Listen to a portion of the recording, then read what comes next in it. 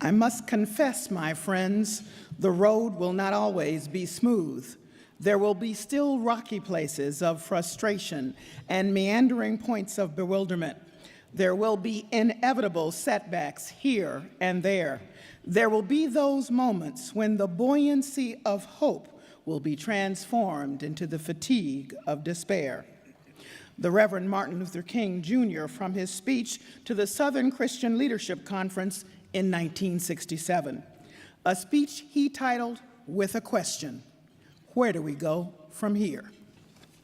It was the critical question for the moment, a time when he and his audience of ministers and civil rights leaders had watched hope rise during the triumphs of the civil rights movement, from the March on Washington, the passage of the Civil Rights Act, and the march from Selma to Montgomery, culminating in the Voting Rights Act. But in a few short years, the optimism from those high, buoyant moments plummeted. Civil rights organizers and all Americans engaged in the struggle witnessed the buoyancy of hope weighed down by pushback and outright defiance of civil rights legal protections. When Dr. King spoke those words, U.S. involvement in Vietnam was deep and growing more entrenched. Lester Maddox, a rabid segregationist who used an axe to chase black customers away from his restaurant, had been elected the governor of Georgia. Long simmering tensions had erupted into race riots across the country: Buffalo, Newark, Milwaukee, Tampa, Minneapolis, Washington, D.C., and Detroit, at the time characterized as the worst riot ever. And if that weren't enough, Dr. King's celebrity star had dimmed. The most well-known leader of the civil rights movement had confused and angered many of his supporters with his stalwart opposition to the Vietnam War. His critics told him it was not his place to talk about issues beyond civil rights. There was despair, all right, and Reverend King, who had been in the social justice battle since he was 26 years old, no doubt he understood the fatigue of despair better than anybody. As he asked his audience to ponder the next steps, he predicted that the worst was yet to come. He said, "Our dreams will sometimes be shattered and our ethereal hopes blasted. Difficult and painful as it is, we must walk on in the days ahead with an audacious faith in the future." It's almost as if he's looking down on us right here, right now, commenting on this moment, this time, dreams shattered, hopes blasted. Every year when I pause to mark this anniversary, I am struck by how resonant Reverend Martin Luther King's words continue to be. Words he spoke 50 years ago echo what's happening today in 2017. Here we are in January 2017, decades from 1967, but yet we are back to the same question Reverend King asked in his speech to the SCLC ministers: where do we go from here? It's my great honor to be here this morning at the 47th Annual Martin Luther King Memorial Breakfast, the oldest celebration of the MLK holiday in the country. It's a day on, not a day off. I thank you all for inviting me to come together with you to reflect on Martin Luther King's life's work and legacy. In these post-truth, fake news, revisionist history times, it's vitally important that we reject the sanitized, narrow image of him as the dreamer.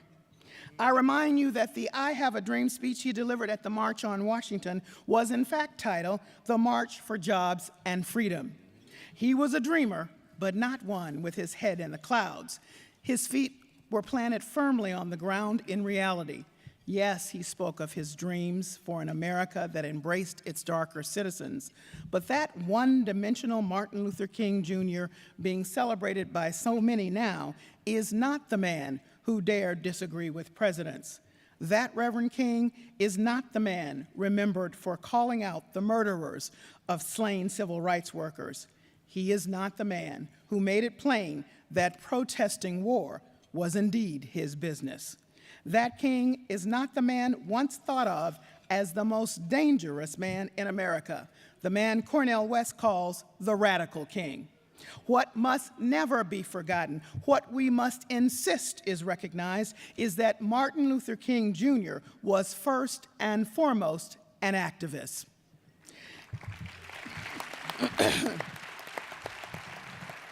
It was his commitment to activism that brought him to Memphis, Tennessee, the city where he was assassinated. I was born and raised in Memphis. I never met him, but in the last few weeks of his life, I saw how he lived his activist commitment. Of course, I didn't know those were the last weeks of his life. At a time when most adolescent girls were focused solely on makeup and boys, I was a young foot soldier in the battle for civil rights. The cause was a strike by black city garbage workers. They were striking for wages and benefits equal to their white coworkers. Back then, I was a member of the Youth Council of the National Association of the Advancement of Colored People, the NAACP. I became part of the citywide boycott organized by the NAACP on behalf of the striking sanitation workers.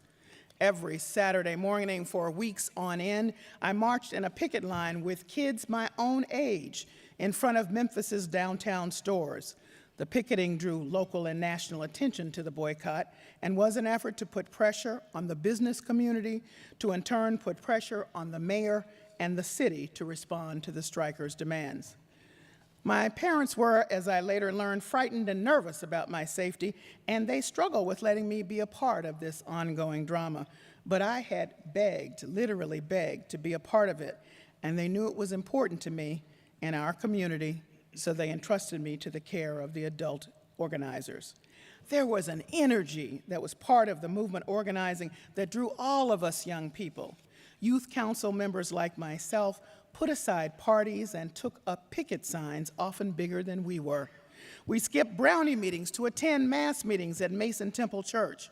It was at one of those meetings that I got to see and hear the famous Reverend Martin Luther King Jr. I can remember the thrill of being at those mass meetings, sitting crammed together on the hard wooden benches and helping to pass the garbage cans to collect money for the strikers, an inventive passing of the hat. You should know that the 1,300 striking black sanitation workers earned so little that they qualified for welfare. From way up in the balconies where we kids sat, I could see MLK at the podium, a tiny figure down on the floor. The lights and the cameras showed brightly on him and may have served to sow a seed that led to my interest in broadcast journalism much later in life.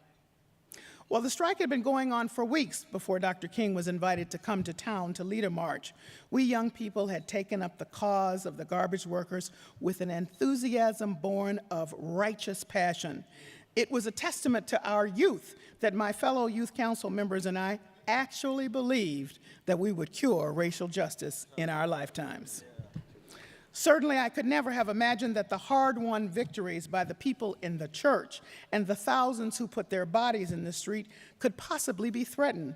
But Dr. King took nothing for granted.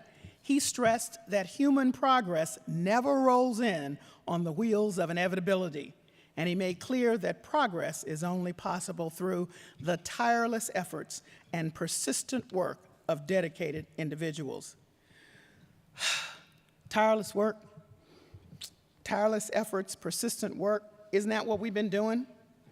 I don't know about you, but just about everybody I know is fighting for spiritual air, trying not to give in to depression, anxiety, and abject fear about what the future holds. It's really hard to keep going when we can recite the names of unarmed black men killed in the streets. When the murderer of 9 black people in a church says, "I do not regret what I did, I had to do it." When the numbers of hate crimes continue to spiral, when 20 million people are on the brink of losing their health care, when our democratic process is the abject object of cyber tampering by a hostile nation, and when the Voting Rights Act has been gutted. I feel as though I'm in some kind of horrible Groundhog Day, and I am not comforted by the people who say, well, we've been here before, so we can survive. Dr. King's question is, where do we go from here? How do we push back against those who would upend the progress won with the blood of those who put their lives on the line? What will stir people to take up the cause for social justice when many of them didn't even vote? And equally important, where is the energy for many of you in this room who have fought and fought and fought and are not up to picking up the crucible again? I had to think long and hard about what could be motivational in this moment, what would be right in the spirit of Dr. King and those who led the way before. Tough times call for tough solutions. I'm looking for a constructive way to dissent. So I'm offering my 3 R's: resistance, resolve, revolution. Resistance, resolve, revolution. In small ways and large, resistance is being shaped right now by people whose names you and I don't know, those who woke up recently and said, I must do something. Resistance is nothing more than making up your mind that you are not going down without a fight, fighting for the issues and principles that are important to you. You have to figure out how to use your talents to resist the forces that would stop progress. Now, I'm sure when you hear the word resistance, it brings to mind a kind of boisterous rally, or maybe 1 million women marching en masse to Washington, D.C. And those are all-powerful representations of resistance. But I keep reflecting on the power of one moment of resistance that happened last summer. Black Lives Matter protester Aisha Evans stood her ground quietly, arms crossed, as she stared down a line of riot gear-wearing police officers. The 28-year-old mother did not move when the officers lined up to forcibly block the group of advancing demonstrators. Somehow, momentarily, she was alone in that space, face to face with the officers, both sides staring at each other. She said afterwards she wanted to be able to tell her son that she stood up for his rights and freedoms. Resistance is also a slow-growing movement called Indivisible, based on an instructional pamphlet created by 2 former congressional aides. Indivisible is now serving as a guidebook for people who want to protest and don't know how to organize. Upset constituents across the country used it as a blueprint for effective ways to register their anger about the behind-closed-doors move to shut down Congress's Independent Ethics Office. And resistance is also the injustice boycott, started by another King, Shaun King of New York, who is a New York-based activist and commentator. The injustice boycott is a long-term, nationwide economic boycott targeting cities, states, businesses, and institutions demanding reforms for police brutality and racial injustice. With the echoes of the strategy of the civil rights movement, the injustice boycott launched on December 5th, the 60th anniversary of the Montgomery bus boycott, whose shero was Rosa Parks. Injustice boycott's complex, fully integrated set of political and economic actions rests with the power of the collective to force change. Using the 381-day Montgomery boycott as its inspiration, organizers already claim 200,000 participants. They are drawn to what their website describes as relentless, principled, organized resistance driven by local people, supported by passionate believers. I'm impressed that all of these new actions are sparked by Dr. King's fierce urgency of now. But resistance is only effective when the resistors bring an unshakable resolve to the problem solving. Resolve is the engine that drives resistance. If you are resolved that you must do something, then you have to act. Pretty much every movement starts with the determination of one person whose actions lead others to follow. You can't wait on your neighbor. You can't wait on your friend. And with respect, your elected officials. You know the old saying, when the people lead, the leaders will follow. In the early 1960s, Mrs. Amelia Boynton resolved to register to vote in Selma.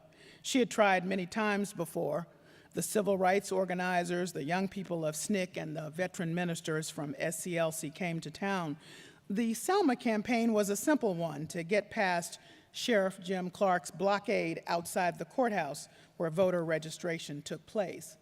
Now, the citizens made plain their determination by showing up at the courthouse day after day, even though Sheriff Clark and his deputies would beat them back with billy clubs. Mrs. Boynton, a respected local teacher, like the others lined up outside the courthouse, was always impeccably dressed, and she was so tall she stood out. And maybe that's what set off Sheriff Clark on one particular day when he grabbed her by her neck, dragged her out of line, beating her, literally lifting her off the ground. But hear this, her resolve was so strong that she came back again to that same line to face him down. And she was one of the marchers, along with Congressman John Lewis, who was beaten badly on Bloody Sunday when the Alabama state troopers attempted to stop the Selma to Montgomery march. I was privileged to chronicle major events of the civil rights movement in a documentary film series called Eyes on the Prize, America's Civil Rights Years.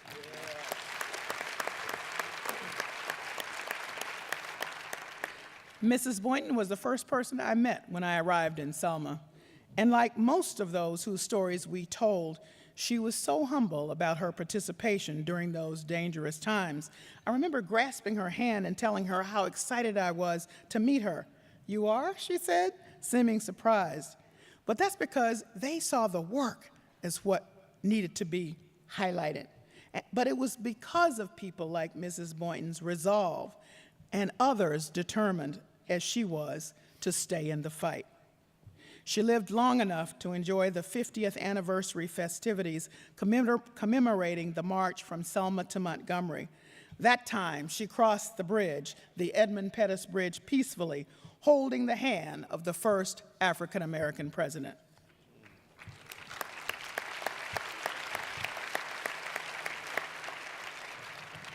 The Standing Rock Sioux were resolved to protect the water at Standing Rock. They were resolved to be the human blockade against the pipeline. They were settling in to be on the ground through the harsh South Dakota winter and beyond when the news came that the pipeline construction had been halted while more in-depth study of the environmental impact got underway. I should note that's what they had asked for in the first place. The Sioux courage and fixed purpose drew legions of supporters from around the world. That's resolve writ large. You know what happens when your resolve is rock solid? Revolution. Yeah. Revolution is the goal of those who resist and who are firm in their resolve to resist. Now, I'm not talking about armed revolution. Let's be clear, people. I'm talking about moving the powers to be to act on behalf of the voiceless and powerless. I'm talking about changing the very environment where oppression is paramount. I'm talking about finding the crack in the wall that seems impenetrable. In the Eyes on the Prize series, we describe the modern civil rights movement as the second American Revolution, powerful as the first one, which forced the breakaway from England and made America independent. The first revolution defined American democracy, and the second, the civil rights movement, redefined what American democracy meant. The radical Reverend King was a revolutionary, and what he said throughout his life made that clear. Nobody knew better than he that freedom isn't free. And few understood, as he did, that when it comes to social change, you can never assume that what was gained cannot be lost. As the garbage workers' strike dragged on, Dr. King was also in the midst of promoting his Poor People's March. He was advocating for the economic parity he saw as a critical piece in achieving racial justice. He left Memphis to speak at the National Cathedral in Washington, D.C. His subject, remaining awake through a great revolution. That night, he did not downplay what his army of nonviolent soldiers were up against. I found these words and got chills, realizing how eerily, once again, he seemed to capture where we are right now. In the church where presidents had been memorialized, Reverend King delivered this grim assessment. He said, "The cards are stacked against us. This time, we will really confront a Goliath.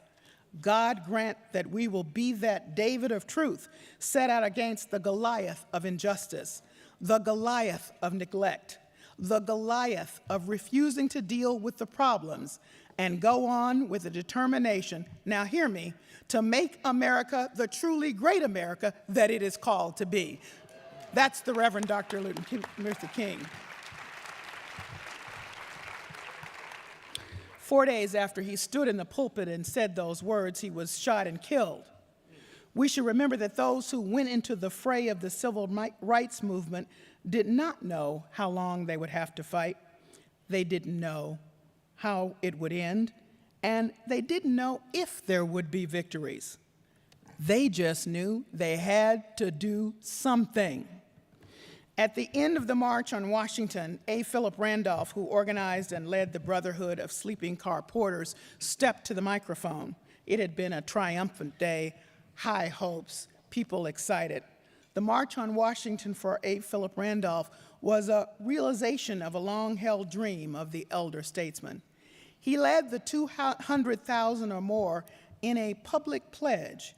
He asked them to recommit to being a part of the movement, to take the message of the grand gathering that had happened that day back to those who were not there, and to affirm a personal commitment to not relax until victory is won. Randolph knew that resistance, resolve, and revolution require a continuum of activists who will stand up and speak up in a turbulent environment that is not always welcoming to their voices. And he knew what the behavioral experts say, that motivation turns to mobilization when you verbalize your commitment and affirm it out loud. At a time when many are eager to sell out and others choose to remain silent, I'm asking everybody in this room to speak up and stand up. And I'm taking a page from A. Philip Randolph this morning and asking you to join me in articulating some of Reverend King's most pointed questions. So right now, turn to your neighbor and say, cowardice asks the question, is it safe? Come on. Expediency asks the question, is it politic? Vanity asks the question, is it popular? But conscience asks the question, is it right? And there comes a time when one must take a position that is neither safe, nor politic, nor popular, but one must take it because it is right.